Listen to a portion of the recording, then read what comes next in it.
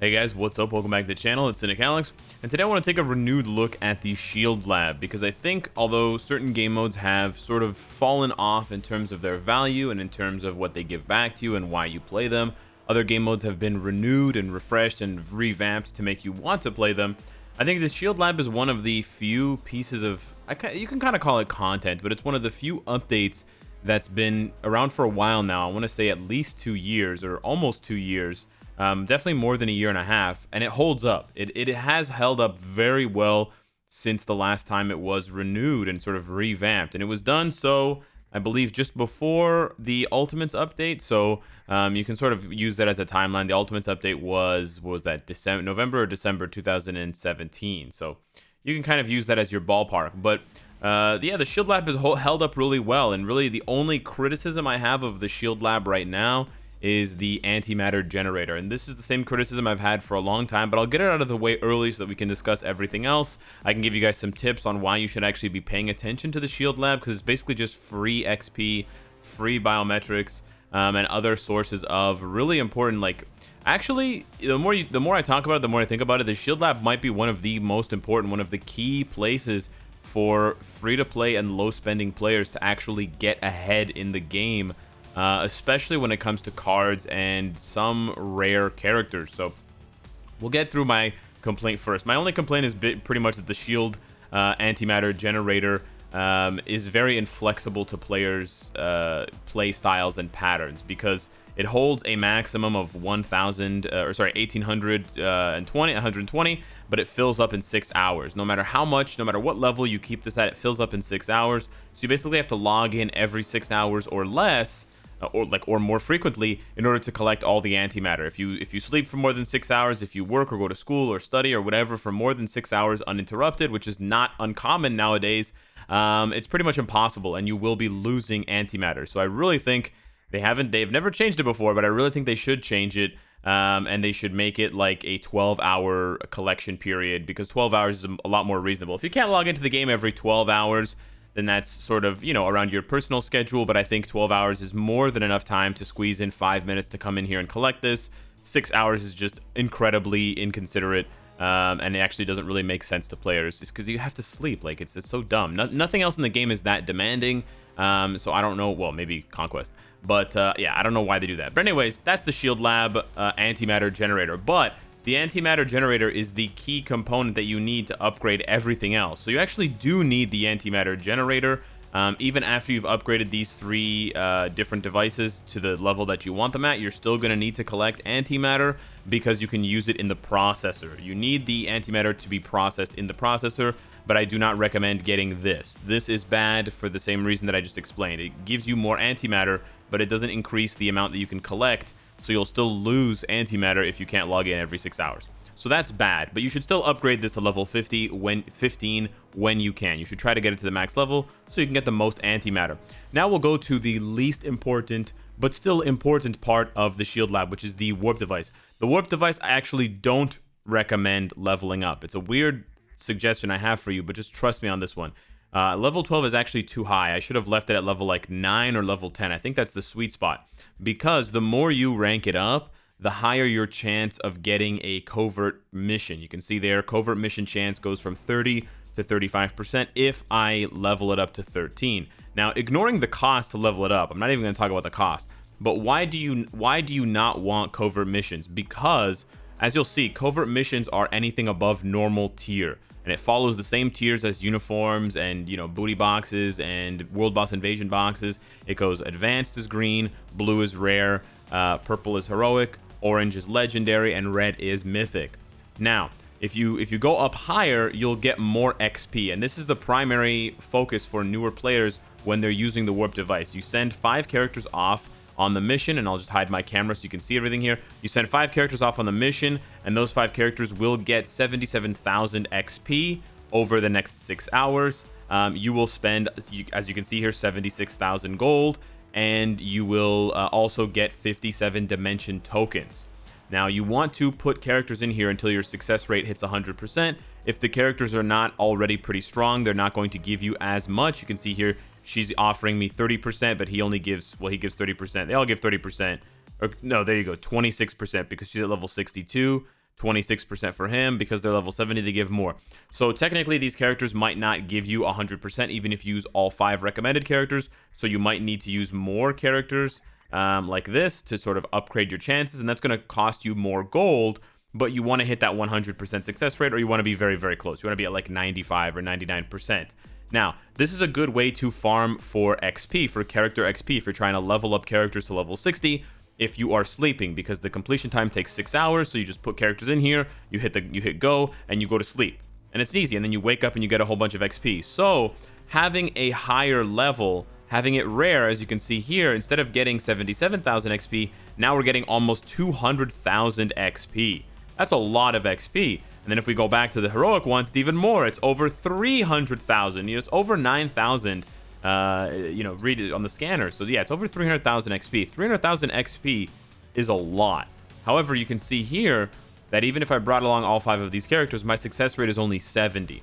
This is the problem with going to a very high level of the warp device. You're going to end up possibly, because this is RNG based, but you could end up with multiple missions being heroic, legendary, or mythic, and then you're going to basically have to spend hundreds of thousands of gold to guarantee. So here, instead of spending 100,000 gold to get 100% success rate, I have to spend almost 200,000 gold to get that same success rate, to get that 300,000 XP. It's still a 6-hour completion, and it gives you 64 tokens. So it gives you more XP. It gives you more XP for the amount of gold that you're spending. So if you want just character XP, then yes, you should level up the warp device. But for everything else, especially the dimension tokens, you do not want to level up the warp device. And the dimension tokens are actually the reason why I still use the warp device, and I'll explain this now in a second.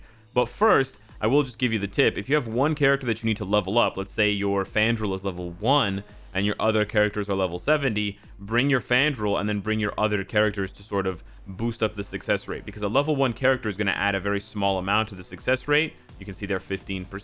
But then the other characters that I add 18, they're going to add more. And so that can bump you up closer to the max. Now, if you don't care about character XP, all your characters are level 60 or level 70, you're sitting on, tens of thousands of level 5 XP chips. Older players will have a lot of level 5 XP chips. You're thinking to yourself, Cynicalex, I don't need the warp device. I don't need the warp drive at all. Well, here's why I still use it. I play all of the non-heroic missions. The heroic ones, like I said, cost too much gold, but I play these ones because the amount of tokens that you get is very good for the amount of gold that you spend. You're talking about the ratio. So here I'm spending 51,000, I'm getting 45 tokens. That's really good. That's about, what, 1,000 gold per token. It's a little bit more than 1,000 gold per token. So that's great. So in 6 hours, and I can do it for this one as well, it's 83,000 for 51 tokens. So it's a little bit more expensive, but it's not that bad.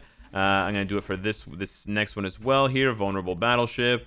68,000 gold for 53 tokens. And the last one here, Cut Off One Head, 76,000 gold for 57 tokens. I'm going to let those sit for 6 hours, and then I'm going to come back and I'm going to collect like over 200 dimension tokens.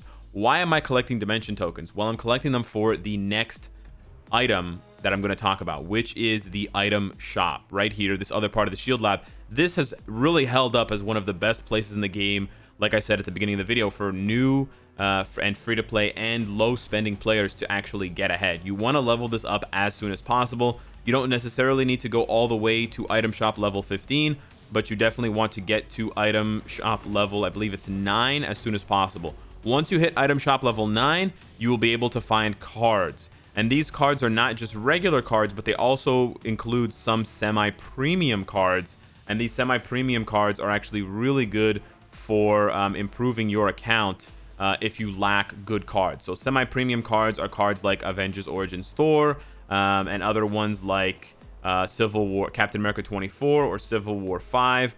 These cards are very, very good. Civil War 5 is somewhere here. I can't see it, but it's here. Civil War 5, it's somewhere here. And you can also use the item lab or the item shop and the mission shop in the Shield Lab to finish some of your collections. Some of the collections, like the Shield collection, the Amazing Spider-Man collection, besides Baby Spidey, they can be almost completed or fully completed using the item shop. So you have the normal shop that refreshes every 6 hours. You can accelerate that by using dimension tokens to refresh. Now, I recommend that you only refresh when the update timer is maxed out because it always resets the timer. So if the timer says 1 hour, you're better off waiting for an hour and then refreshing it. I've given this advice before. And then the second thing you can do on top of farming for rare cards in the item shop, you can also farm for what I'm farming for, which is uniform XP chips. I use those dimension tokens to refresh. Actually, I don't buy these because these are only crystals. But I use the dimension tokens to refresh the normal shop looking for level 1, 2, 3, and 4 uniform XP chips. And I buy them every time I see them for gold. And that's why I have so many of them at all times. I try to keep a large stock of them. A third thing you can do with the item shop and the mission shop is you can purchase items on the right side to unlock the mission shop. And the mission shop, again, if you level it up at least to level 9, or actually it looks like 11, you have a chance to get CTPs. So that's another thing. And you also have a chance to get some more expensive premium cards. They will cost you 6,750 crystals. But I've had a lot of people message me on Twitter showing me screenshots like, hey man, I've been playing for a few years. I'm low spending. This card just popped up in my mission shop. Should I get it? And my answer most of the time is yes. Do you want to give a permanent upgrade to 200 plus characters in the game? That it's a permanent upgrade for your entire roster. Is that worth 6,750 crystals? Yeah, it definitely is, especially if your cards aren't that amazing. So it's a bit RNG here, and you do have to spend gold, and I recognize that not everyone has gold to spend, but if you're really desperate for cards, if you're really desperate for uniform XP chips, this is what you can also do, and this is what I used to do before I fixed my cards. So you buy things for gold, you don't buy things when they're for crystals, and you don't buy things here if there are too many for crystals. If there's more than one that's on sale for crystals, I don't purchase this at all, but there you go. I happen to get a bad item from the mission shop, so we start over. Again, this can cost you a lot of gold, and in some cases you don't want to go ahead and purchase stuff because, you know, there's a chance that you might have to purchase all of them. You never know, and then you get screwed. I'm not going to buy, 50 uniform upgrade kits for 300 crystals, but you keep going through, you're looking for what you want to get. Okay, I didn't find anything, too many things for crystals here, way too many things for crystals here. I don't have any more dimension tokens, but that is basically what I've been doing and what I continue to do despite the fact that I don't need the cards, despite the fact that I don't need any of the premium cards. I'm doing it for the uniform XP chips. So this item shop, even for me, an end game player with, VIP 18, I have every character, yada, yada, yada, it still holds a lot of value for me, which is really impressive. The last place that you want to be looking at for the Shield Lab is the processor.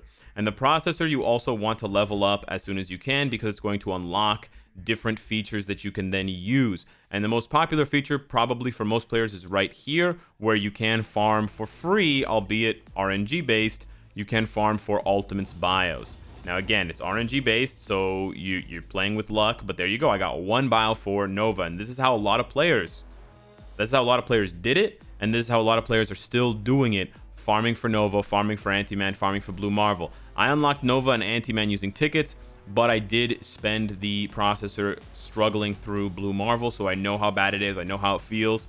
On top of that, though, you can get other characters' biometrics. You can get, characters that are rare and you can only get through bio selectors. You can also get rare X-Gene selectors that you otherwise can't get.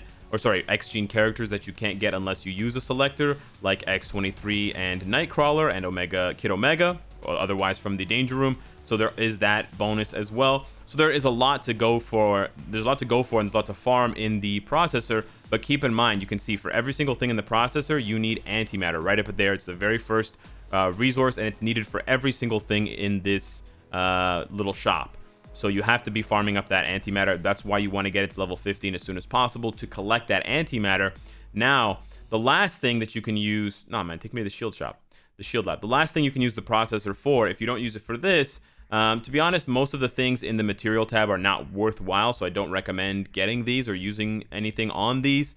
From the consumables tab, players used to use this to make uniform upgrade kits, but now we can buy 150 per day from the dimension shop, so it's not worth it. So I think the last thing that players like myself and others are still using the processor for is to spend their excess feathers. Yes, even though they raised the cap to 6,000, a lot of players, myself included, are still hitting the cap. So as you can see, I'm at 5,600. I'm very close to the cap. It's going to cost me some dimension debris. It's going to cost me some gear up kits. If you are a longtime player who has a bunch of feathers, you probably don't need, you could probably have an excess of gear up kits and dimension debris if you're capped out on feathers too.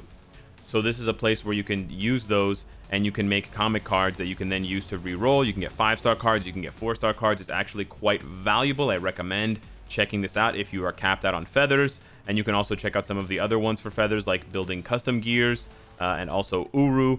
Again, you can get custom gears, Uru, and cards from the Dimension Shop support shop, but this will help you control your feather collection so that you're not constantly at the cap wasting feathers that you can farm for free every single day. So hopefully that's helped you out and giving you some tips on the Shield Lab. I honestly, the more I think about it, it's one of the best pieces of content that Marvel Future Fight, and what's one of the best quality of life changes that Marvel Future Fight ever made, because it's just a place where you can get stuff if you want it, but you don't have to interact with it if you don't want to. So it's a really, really great piece of the game. I think it's ignored by more players than it should be. A lot of players message me saying that they don't know where to get comic cards and they don't understand how other players get good comic cards, and it's so simple and it's so easy once you just take 5 minutes to look in the item shop, look in here, and start to understand how these things work together and sort of work in harmony. But I really have to say that these kinds of things are what makes the game special in a way, and honestly they're one of the best parts of the game, because like I said, if you need something from there, you can go in and actively spend resources and sort of trade resources, right? I'm trading my gold here in the Shield Lab for the warp device to try to trade it again for uniform XP chips. So I'm basically saying, okay, like I have all this gold, I'm going to trade it, you're going to give me back these tokens, and then I'm going to use these tokens to try to get more uniform XP chips, because the uniform XP chips are worth something to me, and they will help me build up my account. You can go over here and you can say, listen, I've got, Norn Stones, I've got antimatter, I want to trade those for bios, I want to get some bios for characters, whether I'm just getting random bios to feed to Silver Surfer or whatever, or whether I'm trying to farm specific characters to rank them up. Otherwise, if you don't want to use this actively, the really nice thing about the Shield Lab is you don't have to. Not playing the Shield Lab doesn't hurt you as long as you passively go in and at least collect the antimatter so that you have enough. Keep in mind it caps out at 627,000 down there at the bottom.